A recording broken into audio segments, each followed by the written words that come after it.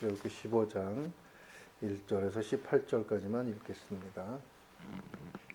같이 읽습니다. 이때 모세와 이스라엘 자손이 이 노래로 여호와께 노래하니 일렀으되 내가 여호와를 찬송하리니 그는 높고 영화로우시며 말과 그 탄자를 바다에 던지셨으니로다. 여호와는 나의 힘이요 노래시며 나의 구원이시로다.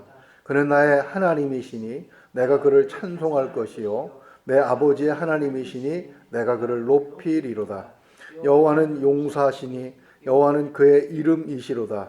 그가 바로의 병거와 그의 군대를 바다에 던지시니 최고의 지휘관들이 홍해에 잠겼고 깊은 물이 그들을 덮으니 그들이 돌처럼 깊음 속에 가라앉았도다.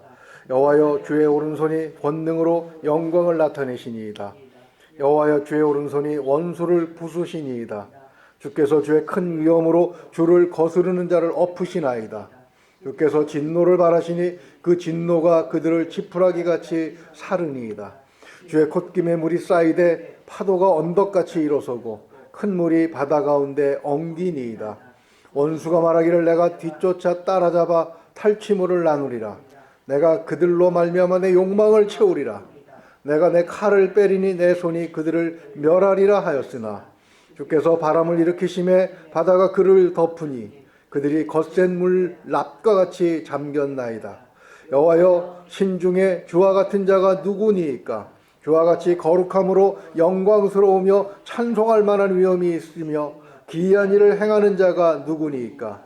주께서 오른손을 드신즉 땅이 그들을 삼켰나이다. 주의 인자하심으로 주께서 구속하신 백성을 인도하시되 주의 힘으로 그들을 주의 거룩한 처소에 들어가게 하시니이다. 여러 나라가 듣고 떨며 블레셋 주민이 두려움에 잡히며 에돔 두령들이 놀라고 모압 영웅이 떨림에 잡히며 가만 주민이 다 낙담하나이다. 놀람과 두려움이 그들에게 임함에 주의 팔이 크므로 그들이 돌같이 침묵하였사오니 여호와여 주의 백성이 통과하기까지 곧 주께서 사신 백성이 통과하기까지 하였나이다. 주께서 백성을 인도하사 그들을 주의 기업의 산에 심으심이리이다. 여호와여 이는 주의 처소를 삼으시려고 예비하신 것이라. 주여 이것이 주의 손으로 세우신 성소로소이다. 여호와께서 영원 무궁하도록 다스리시도다 하였더라. 아멘. 홍해가 갈라지고 그렇게 드러난 육지를 자신들이 건넜는데 세계 최강의 애굽의 군대가 수장되는 것을 직접 목격한 이스라엘 후손들의 마음이 어떠했겠습니까? 오늘 본문을 보게 되면 이 찬송시는 그 놀라움을, 그 경이로움을 잘 표현하고 있습니다. 1절을 보게 되면 모세와 이스라엘 자손이 노래했다고 말씀하고 있습니다. 노래했다고 하는 것은 20절 보니까 아론의 누이 선지자 미리암이 그 손에 소고를 잡으며 모든 여인도 그를 따라 나오며 소고를 잡고 춤추니 이렇게 말씀하고 있죠. 그러니까 곡조가 있고 박자가 있는 그런 운율이 있는 그런 음악에 맞추어서 불렀던 찬송시인 것을 알 수가 있습니다. 그러나 우리는 조금 더 짐작할 수 없죠. 어떤 곡조인지 악보가 남아있지 않기 때문에 알 수가 없습니다. 아마 그 악보가 중요하다고 하면 하나님께서 어떤 방법으로든 남겨놓으셨을 겁니다. 그러나 가사만 남겨놓으신 것은 가사의 내용이 찬송시에서는 매우 중요하다는 것을 말씀하시는 것이죠. 이 가사는 누가 썼겠습니까? 아마도 모세가 작성했을 것 같습니다. 왜냐하면 문장을 작성하는 데 있어서 가장 어려운 것이 시를 짓는 일이라고 하죠. 왜냐하면 의미를 압축해서 운율을 따라 가사를 쓰려고 하면 그 시로 표현해야 될 사건 전체도 잘 파악하고 있어야 하겠지만 은유와 비유와 같은 문학적인 표현들을 아주 능수능란하게 사용해야 하기 때문에 그렇습니다. 그래서 훈련이 되어야만 가능한 일이죠. 또 본문의 내용이 어떻게 구성되어 있는지를 살펴보고 오늘 이 시가 품고 있는 중요한 교훈을 우리가 한번 찾아보려고 합니다. 시의 구성을 먼저 보게 되면 한 편의 시를 그 내용에 따라 혹은 형식에 따라 나눌 때 연이라는 단위로 구분을 하지요. 그렇게 볼 때 15장의 시는 시간을 따라서 3연으로 구분되어 있다고 볼 수가 있습니다. 그래서 과거, 현재, 미래로 이렇게 한번 나누어 봤습니다.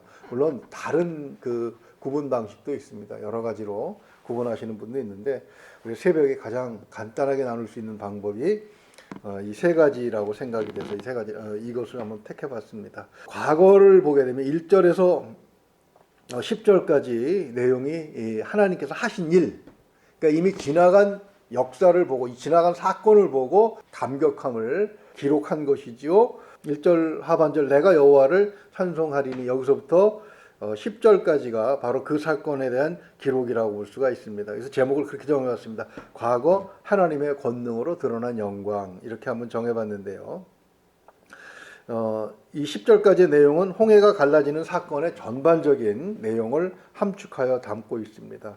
1절과 2절을 서시, 즉 일반적인 문장의 서론으로 따로 분류해도 되겠지만 찬송을 하는 이유가 보면 1절 하반절을 보게 되면 그 탄 자를 바다에 던지셨음이로다 이렇게 말씀하고 있죠. 과거의 어떤 사건을 대상으로 하고 있기 때문에 그냥 일련에 포함을 시켰습니다.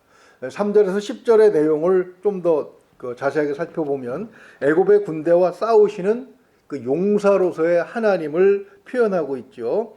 그 하나님을 대적하던 애굽의 강한 군대는 하나님의 권능과 위엄으로 모조리 어떻게 되었습니까? 물속에 잠기고 말았습니다. 표현도 여러 가지가 있죠.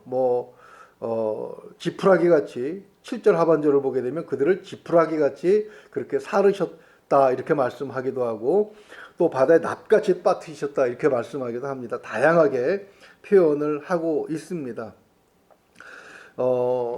그 애굽의 강한 군대가 왜 물속에 잠겼느냐? 7절을 보게 되면 그죠? 그들이 하나님을 대적하여 그죠? 하나님의 진노를 불러 일으켰기 때문이다 이렇게 표현을 하고 있습니다. 하나님께서 진노하신 이유는 9절에 있습니다. 원수가 말하기를 내가 뒤쫓아 잡아 탈취물을 나누리라. 그죠? 하나님께서 이끌고 있는 백성들 10가지 재앙을 통해서 그들이 결국 항복하고 내어 놓았는데 다시 그 뒤를 쫓아가서 그들을 탈취하고 욕망을 채우겠다고 하는, 그래서 자기 칼을 빼서 그들을 죽이겠다고 하는 이런 하나님의 계획에 절대적으로 대적하는 그런 행위에 대해서 하나님께서 분노하셨기 때문에 그들이 물속에 수장되었다라고 표현하고 있습니다. 여기 9절에 내가라고 표현된 것이 바로 애굽의 바로이지요. 바로 이 말이 하나님의 진노를 불러 오게 된 단서가 되는데 이미 10번의 재앙을 통해서 그는 자기 자신이 하나님 앞에 아무것도 아니라는 사실을 인정해야 했음에도 불구하고 인정하지 못했기 때문에 완전히 폭삭 그렇게 무너지게 되는 것이죠.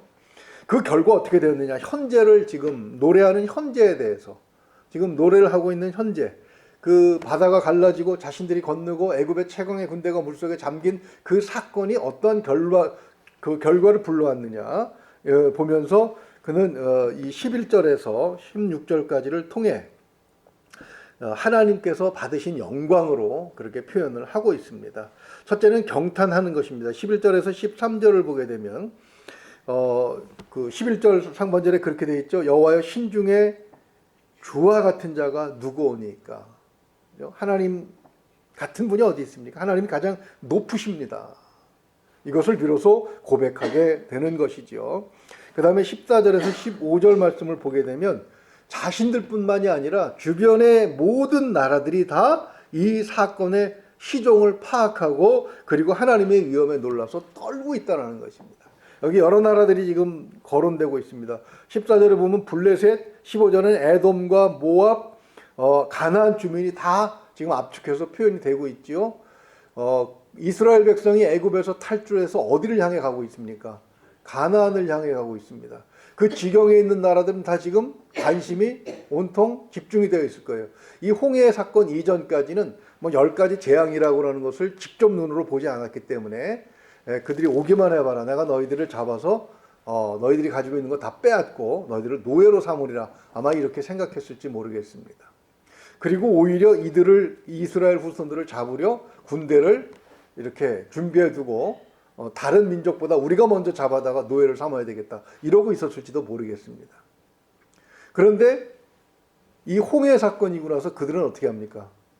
꿀먹은 벙어리가 되는 것이죠. 꼼짝 못하고 있는 것이죠. 마치 여리고 성 안에 있는 그 군대처럼 전혀 미동하지 못하고 있는 것이죠. 이것이 이 홍해가 일으킨 사건의 뭡니까? 결과라는 것입니다. 이스라엘 백성은 노예였습니다. 430년간 노예였기 때문에 그들이 탈출해서 광야로 나왔다고 하는 것, 빈손으로 나오지 않았습니다. 가축들을 들고 나왔습니다. 금은 보화를 들고 나왔습니다.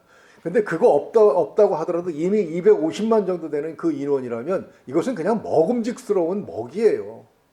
전쟁을 할 줄도 모르죠. 숫자는 많죠. 신체는 건강하죠.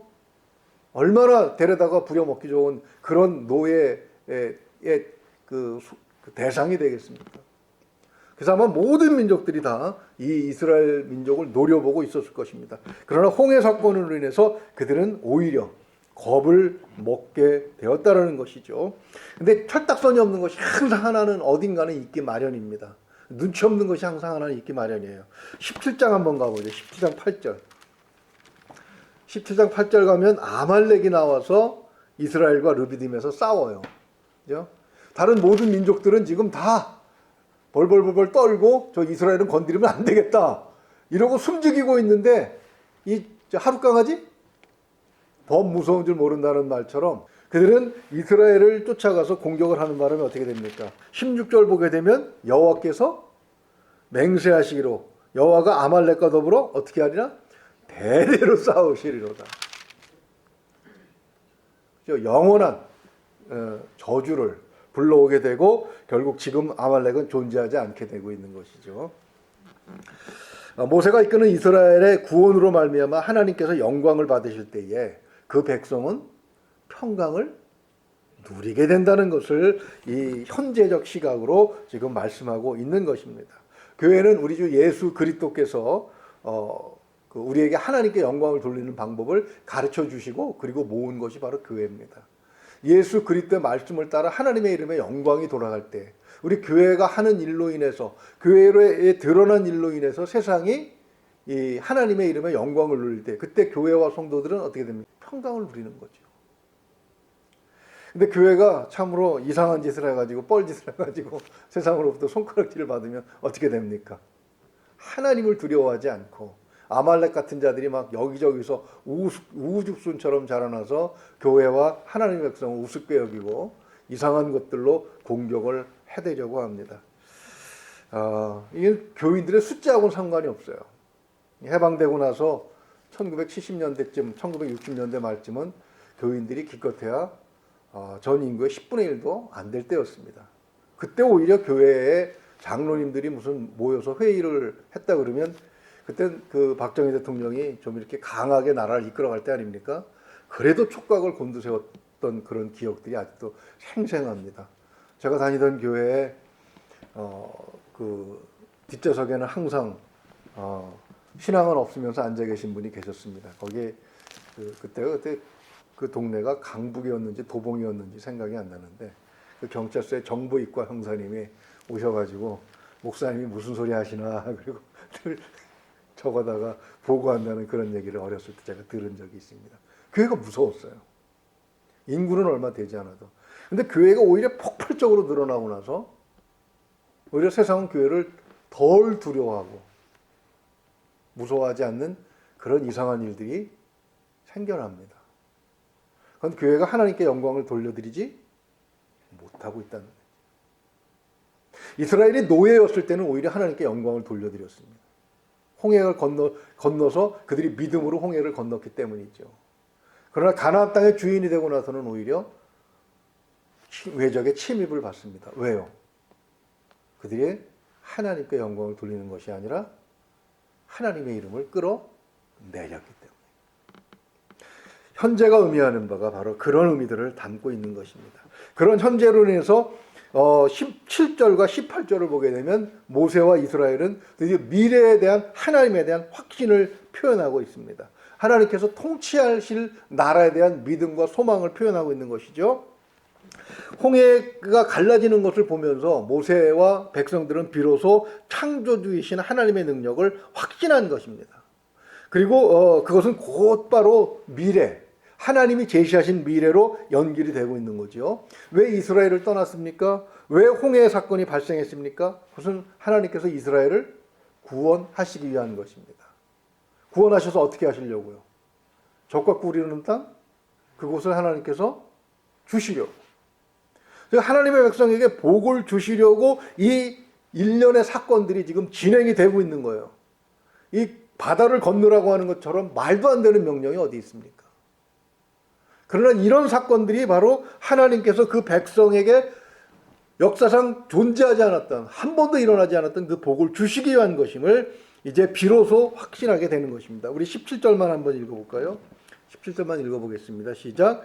주께서 백성을 인도하사 그들을 주의 기업의 산에 심으시리이다. 여호와여, 이는 주의 처소를 삼으시려고 예비하신 것이라.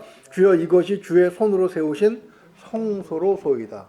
세 가지 표현이 나오고 있는 것을 볼 수가 있습니다. 주의 기업의 산, 그리고 주의 처소, 그리고 또 뭐라고 되어 있습니까? 성소, 이렇게 되어 있죠. 이것은 같은 장소에 대한 서로 다른 표현입니다.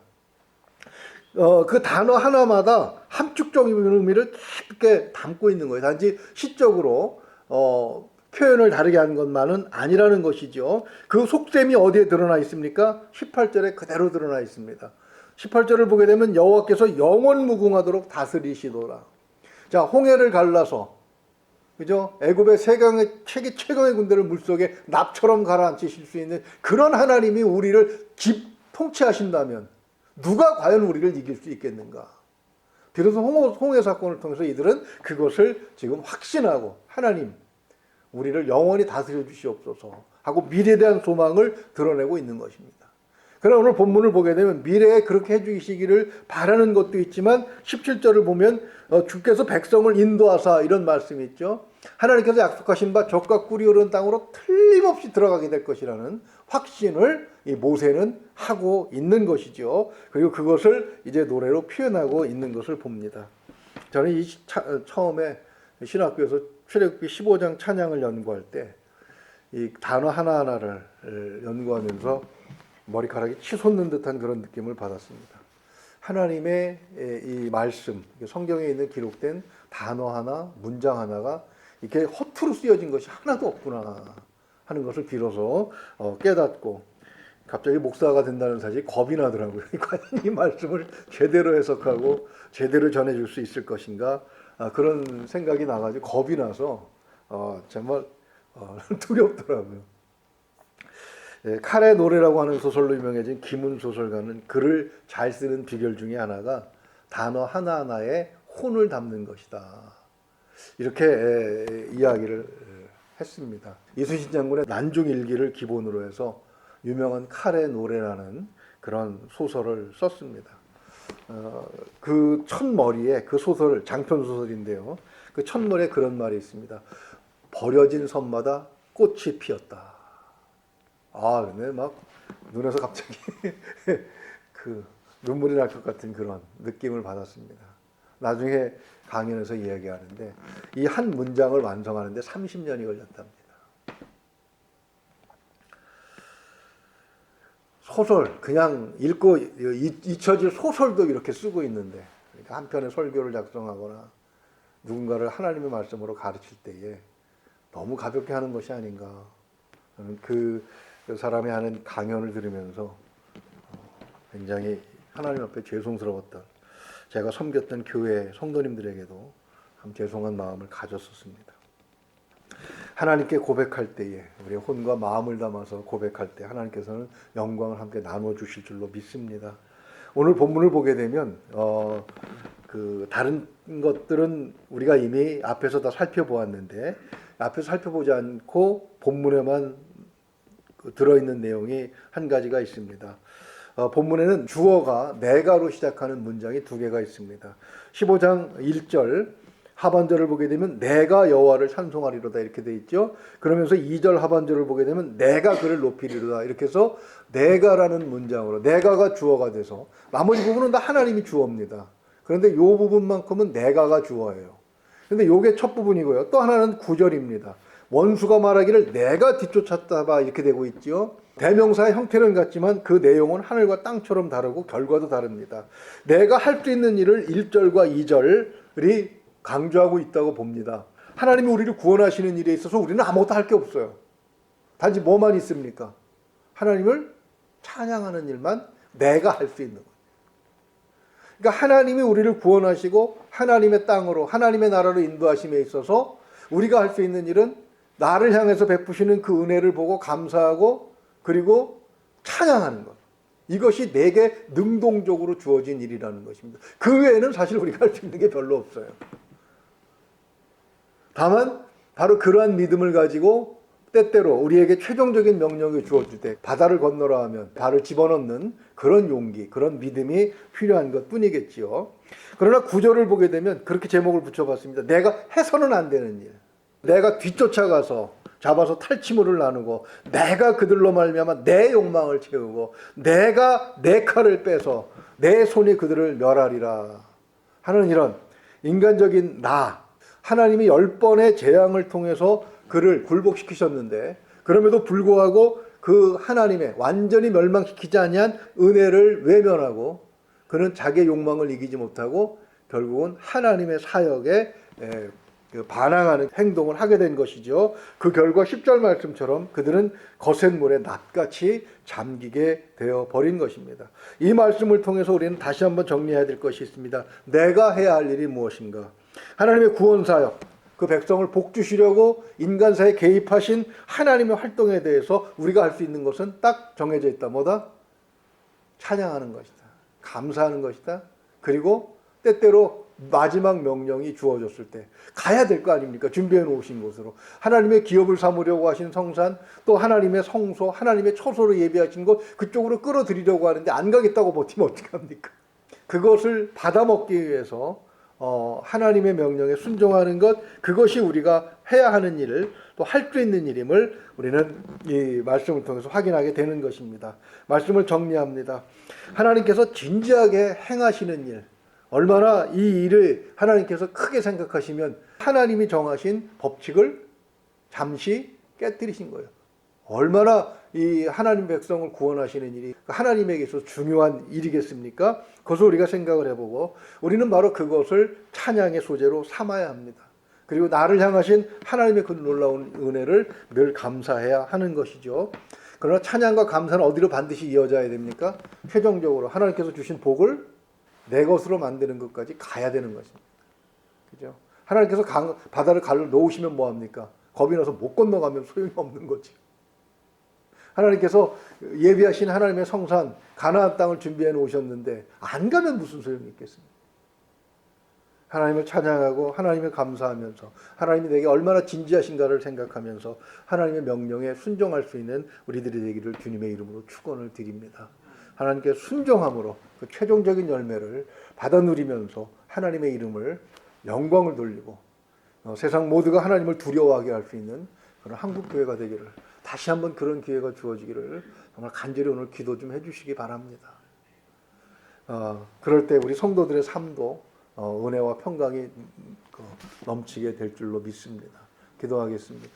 은혜로우신 우리 아버지 하나님, 이스라엘 백성이 한 것은 아무것도 없지만 하나님께서 갈라놓으신 바다를 건넜을 때 온 세상이 하나님의 이름에 영광을 돌리고 하나님의 위엄 앞에 하나님의 그 무서움 앞에 그들이 벌벌 떤다고 하는 사실을 말씀을 통해서 확인하게 하시니 감사합니다. 하나님, 우리가 그것을 보고 찬양했다고 하면, 그리고 그 일이 우리를 향하신 하나님의 진지하신 활동이라는 사실을 고백했다고 하면, 하나님께서 예비하신, 하나님께서 그 일을 통하여 우리에게 주시고자 하시는 것을 받아 누릴 수 있는 믿음 또한 우리에게 있게 하여 주시옵소서. 하나님, 그것을 받아 누리는 것이 세상에 하나님의 이름의 영광을 돌려드리는 줄로, 이리는 줄로 믿사오니 내가 할 수 있는 일을 하게 하여 주시옵소서. 내가 해서는 안 되는 일은 외면하게 하여 주시옵소서. 한국교회에게 하나님 지혜를 허락하여 주시기를 원합니다.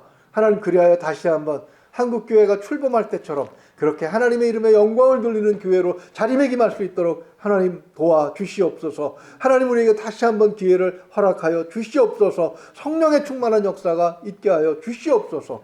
하나님, 우리들을 다시 한번 불쌍히 여기시고 우리들의 모든 가족들과 또 우리들이 관련되어 있는 생업들 가운데도 하나님의 이 홍해를 갈르신 것 같은 놀라운 역사가 있기를 소망합니다.